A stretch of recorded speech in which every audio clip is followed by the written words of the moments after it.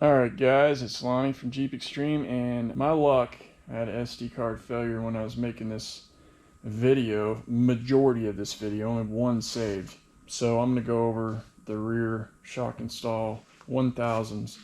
I've already done the front, I did them a long time ago. Now I want to go over the rear. It's pretty simple. You need to have a couple jacks. I got these shocks on a steel, I got all four for 160 something, and they happen to be off a base model Honda 1000 Pioneer. This one here has a leak. I went ahead and put it on because I'm not using this thing for crazy crap. I'm just using it for loading and driving real slow and, you know, nothing crazy. And I'll probably get it fixed or whatever, but I wanted to put these on because they have the actual preload on them. On the base, so I can adjust my spring tension and give it stiffer ride, or if I needed to. And I mean, you can tell, I mean, this is really nice. Bob Rack from the forums was like, man, this is gonna really make it plush, and it really does. Gives it just the right amount of lift, and really honestly, it's pretty cushy.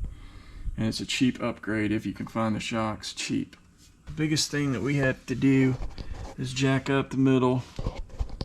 When you take the old ones off, you can take them completely off once you get it jacked up. Found it a little easier to take the sway bar loose, but you don't have to, at least on one side. Then I asked Bob about this because I kind of was assuming that I wasn't going to get these new shocks in here. They were just too long. They were a little too long, and so you got to take this bolt down here, which is a 14 millimeter, completely loose, and then pull the knuckle out. It's not that hard, it's easy, it's not a big deal, and nothing's gonna slide out or nothing. It's pretty easy, but it gives you room to actually take the A-arm, push it down, and then slide the shock up in the back. Now, that being said, too, you got to put washers to space it out to give it to stock, because the bushings on these shocks are a little narrower than the bushings on the 700s.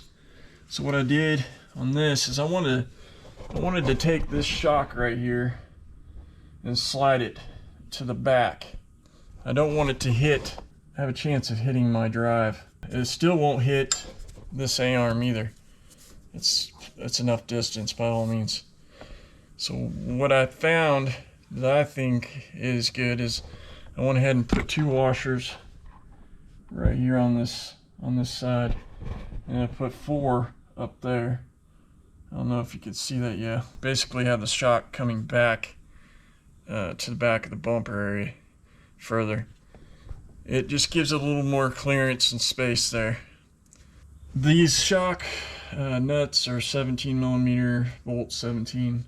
So you just need a flat wrench and you need a socket. Like I said, the big trick is to take that loose right there off that knuckle and then drop it out. That way you can swing the arm down and get the shock in there easy, and it goes really smooth.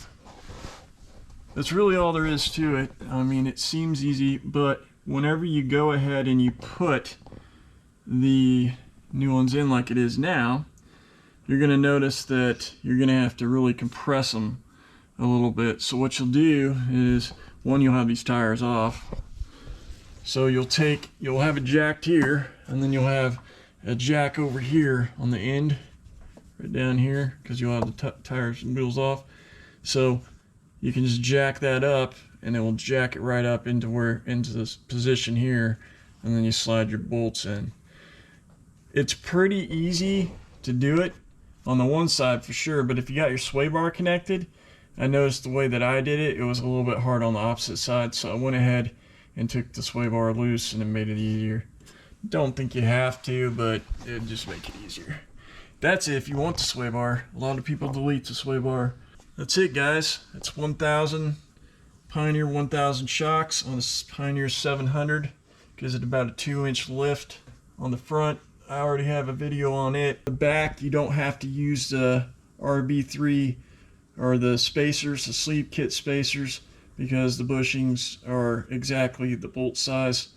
The only difference is the bushings aren't as wide inside the perches, so therefore you have to use the washers. As to where on the front, you don't have to do that.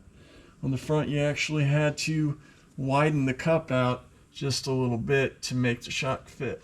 I don't know if anybody has ever seen the bottom of my rear bumper, but that's kind of how it looks. Okay, you got a nice little zip tie right there.